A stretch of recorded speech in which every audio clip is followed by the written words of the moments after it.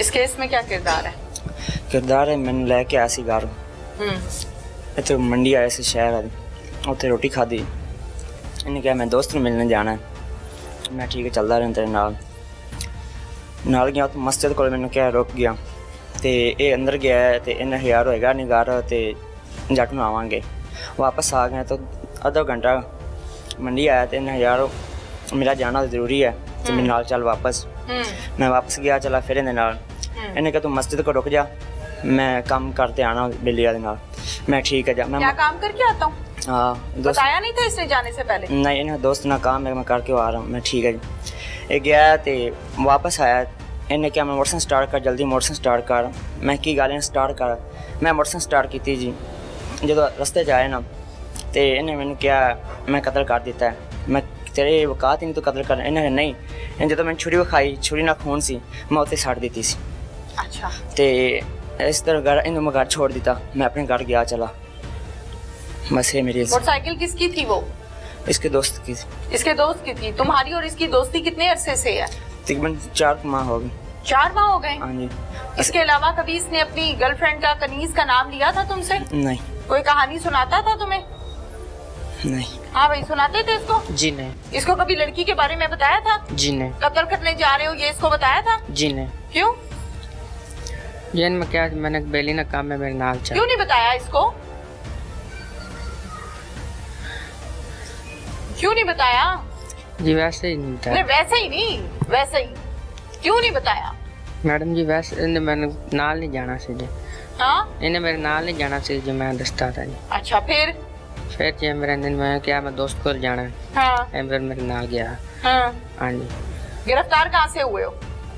और तुम ये मकसूदा मुझे डेरे तो जी तुम कहाँ से गिरफ्तार हुए? मैं खुद इतिहास मामून पकड़ के जाना थी तो इस वजह तो मैं आप आ गया मामून अब छोड़ मुझे बताओ तुम्हारा इसमें जो किरदार है वो सही है गलत है? मैं ठीक कह रहा जी मामू आप ठीक कह रहे हो। मामू को पकड़ के ले आंदा थे उसी वजह से मैं आ गया थे। वो मोटरसाइकिल जो कत्ल के लिए इस्तेमाल की गई है उसको चलाने वाले तुम हो? हाँ जी। क्या कहते हैं इसे? मैं चला के लिया मैंने नहीं पता सके की करना है इसे क्या हमने तुम्हारे दिमाग में कंप्यूटर तो लगाया नहीं है कि हमें पता चल जाए कि तुम सच कह रहे हो या झूठ कह रहे हो? जो मोटरसाइकिल चलाकर तुम दोनों कत्ल करने आए हो और बंदे को कत्ल करके भागे हो फिर उसी बाइक पे। हाँ जी। तो क्या मतलब है इस बात का? मतलब है इन्हें मैं अपने दोस्त में मिल लिया आप वापस चलिए मैं ठीक है चल जो रस्ते में छुरी मैंने खाई खून लगा हुआ सी ते छुरी मैं वेखी ते खून सी वाह मैं उत्ते सट दी नार दे उत्ते सट के मैं घर छोड़ा मैं अपने घर चला गया ते सुबह इन पकड़ के ले घर छोड़ा तो मैंने इसे रास्ते छाड़ दे घर तो थोड़ा दूर ही सा मैं छाड़ तो इसके घर वालों को बताया? नहीं। पुलिस को फोन किया? मैंने घर नहीं कौन किसी समझदार बंदे को बताया? मैं डर से किसी ने बताया ही नहीं था। डर से नहीं बताया? हाँ जी।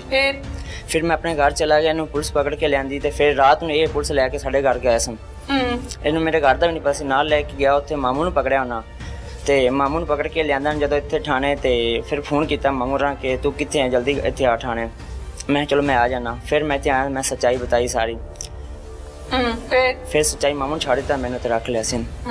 तुम्हारे घर में भी है ना लड़कियां? हाँ जी। किसी की लड़की पे एक तो नजर रखो फिर उसके मंगेतर को कत्ल करो। हाँ जी। ये बात ठीक है? नहीं। क्यों किया फिर? मैंने पता नहीं सी किस मकसद लेके आया। तो कोई भी कहे मोटरसाइकिल पर चल पड़ो तो जाके आगे कत्ल करे वापस लाए इसका मतलब तुम ड्राइवर हो कातिल के? नहीं जी इन्हें क्या मैं दोस्त में मिलना है। हाँ। मैं इसके लिए नाल आया। हाँ। ये मैंने पता होंदा मैं नहीं आना सी मैडम जी फोन कदे कदे करदा सी आंदा सी सन गल सुनांदा सी। अच्छा। फोन ते काफी देर गल्लां करदा रहंदा सी ये भी दसदा रहा मैं गल्लां करदा रहा शादी नहीं कराना चाहती सी ते एक दो दफा घर भी गया सी मिलन लड़की कहती सी मैं शादी तेरे ना करानी जो कुछ मर्जी हो जाए। अच्छा। ते फोन इन्हें दे दिता उन्होंने फिर फोन ते किसने लेकर दिया है? हाँ जी। कितने का? ये नहीं बताया इन्हें कि मैं फोन लैके दिता है। ठीक है। तो रात ਨੂੰ फोन ਤੇ ਗੱਲਾਂ ਕਰਦੀ ਸੀ ਅੰਦਰ ਸੌਂਦੀ ਸੀ ਜਦੋਂ ਘਰ ਵਾਲੇ ਬਾਹਰ ਸੌਂਦੇ ਸਨ ਤੇ ਸਾਰੀਆਂ ਗੱਲਾਂ ਸੁਣਾ ਕਰਦੀ ਰਹਿੰਦੀ ਸੀ ਮੈਂ ਅੱਜ ਇਹੀ ਤੇਰੇ ਨਾਲ ਕਰਨਾ ਮੈਨੂੰ ਨਹੀਂ ਲੈ ਕੇ ਜਾ ਮੈਂ ਇੱਥੇ ਨਹੀਂ ਰਹਿਣਾ ਮੈਂ ਸ਼ਾਦੀ ਤੇਰੇ ਨਾਲ ਕਰਾਣੀ ਹੈ ਤੇ ਇੱਕ ਦੋ ਦਫਾ ਇਹਨੇ ਕਿਹਾ ਚਲੋ ਮੈਂ ਤੇਰੇ ਘਰ ਆ ਕੇ ਘਰ ਰਿਸ਼ਤਾ ਭੇਜਣਾ ਫਿਰ ਉਹਨੇ ਕਿਹਾ ਉਹਨਾਂ ਘਰ ਵਾਲਾ ਮੇਰਾ ਮੰਨਣਾ ਨਹੀਂ ਦਾ ਰਿਸ਼ਤਾ ਤੈਨੂੰ ਦੇਣਾ ਨਹੀਂ ਦਾ। ਅੱਛਾ। ਅਸੀਂ ਗਿੱਲ ਆ ਤੁਸੀਂ ਸ਼ੇਖ ਜੋ ਤੇ उन्हें आख्या ठीक है जो कुछ करना ही कर जल्दी तो मैं तेरे नाल शादी करानी है तो इन्हें दो दफ़ा उन्होंने क्या है मैं तेरे नाल चल लै जाना तेनों फिर उन्हें क्या मेरे घर वाले तेन मार सट्टन दे इन्हें ठीक है जी ਮਾਰ ਦੇਣ ਮੇਰੇ ਨੂੰ ਤੇ ਮੈਂ ਤੇ ਨਾਲ ਸ਼ਾਦੀ ਕਰਾਣੀ ਜੋ ਕੁਛ ਮਰਜ਼ੀ ਹੋ ਜਾਵੇ। ਫਿਰ ਉਹਨੇ ਚਾਹੁੰਦੇ ਦਿਨ ਦੀ ਗੱਲਬਾਤ ਚੱਲਦੀ ਰਹੀ ਉਹਦੇ ਨਾਲ ਫੋਨ ਤੇ, ਇਹ ਅਲੱਗ ਗੱਲ ਉਹਦੀ ਰਿਕਾਰਡਿੰਗ ਕਰ ਲੈਂਦਾ ਸੀ। ਅੱਛਾ। ਤੇ ਫਿਰ ਉਹਦੇ ਘਰਾਂ ਨੂੰ ਪਤਾ ਚੱਲ ਗਿਆ ਤੇ ਇਹਨੇ ਦੋ ਦਫਾ ਬੱਖੀ ਪਏ ਨੇ। ਇਹ ਫਿਰ ਨੌਕਰੀ ਛੱਡੀ ਤੇ ਉਹ ਫਿਰ ਵੀ ਰਾਬਤੇ 'ਚ ਰਹੀ ਇਹਦੇ ਨਾਲ। ਇਹ ਰਾਬਤੇ ਰਹਿੰਦੀ ਸੀ ਤੇ ਇਹ ਗੱਲਾਂ ਕਰਦਾ ਰਹਿੰਦਾ ਸੀ, ਉਹਦੇ ਨਾਲ ਗੱਲ ਕਰਦਾ ਸੀ ਗੈਰ ਮਜ਼ਬੀ ਤੇ ਸਹੀ ਗੱਲ ਵੀ ਕਰ ਲੈਂਦਾ ਸੀ। 2 ਦਫਾ ਗਰੀ ਵੀ 3 ਦਫਾ ਗਿਆ ਮਿਲ ਕੇ ਵੀ ਆਇਆ। ਉਹ घर बाहर सोने अंदर कुंडी ला लेंदी सी, अंदर पा लेंदी सी, उत्थे आदे कोल ही अपने घर पे। हाँ जी। तो बाकी लोग कहाँ होते थे? वो बाहर सोंदे सन। अच्छा। बस यही बात है ना दी।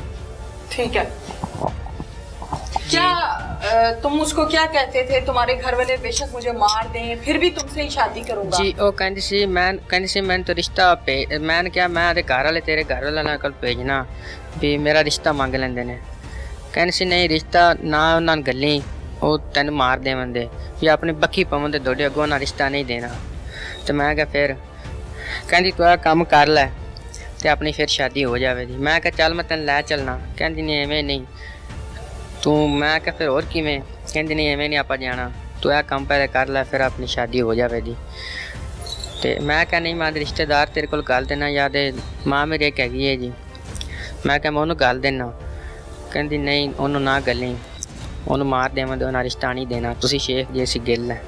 ਮੈਂ ਠੀਕ ਹੈ। ਕਹਿੰਦੀ ਤੂੰ ਬਸ ਇਹ ਕੰਮ ਕਰ ਲਓ। ਔਰ ਮੈਂ ਉਹਨਾਂ ਦੇ ਘਰ ਗਿਆ ਜੀ, ਸਿਰਫ ਮੈਂ 1 ਤੋਂ 2 ਮਿੰਟ ਬੈਠਾ ਰਿਹਾ ਉਵੇਂ ਜੀ ਮੈਂ ਆ ਗਿਆ ਤੇ ਉਵੇਂ ਜੀ ਮੈਂ ਪਿਛਾਂਹ ਹਟਿਆ। ਫਿਰ ਉਹਨੇ ਮੈਨੂੰ फ़ोन ਕੀਤਾ ਗਿਆ ਚਲਾ। ਮੈਂ ਕਿਹਾ ਜੀ ਹਾਂਜੀ ਗਿਆ ਚਲਾ। ਉਹਨੇ कहा चल ठीक है। याद घर पहुंच गया। मैं कहा जी मैं पहुंच गया। फोन कितने का लेकर दिया था उसको? जी फोन पहले तो उनके अपना सी जी हुंदा, उन्हें हैगा सी उनके कोल जी।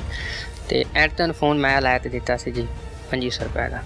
2500 का जी बट्टों वाला जी। और सिम भी जी मन मां दे नाम तो कटा देती सी। किसके नाम से? जी आदे नाम। अपने नाम से जी। सिम निकाल के दी है। पैकेज क्या करते थे जी? पैकेज उनका ही मिला देंदा सो आपे फोन कर लेंदी सी। उसको आता था पैकेज मिलाना? जी नहीं पैकेज उनका मैं लगा देंदा सा। कहाँ से लगाते थे? मंडी अहमदाबाद। वहाँ जाके पैकेज लगवाते थे। कितने घंटे फोन पे बात होती थी?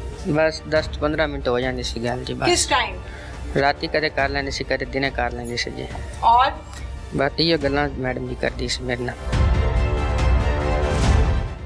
पुलिस इस हवाले से क्या कहती है उनसे बात करते हैं। थाने वालों को कॉल हुई है कि डकैती विद मर्डर हो गया। ठीक है। हमने मदई ने जो दरखास्त दी 398-302 का पर्चा दे दिया। ठीक हो गया। डकैती विद मर्डर वकुआ जो बता रहा था वो कह रहा था, वकुआ सच बोलता है, वकुआ सच बोलता है।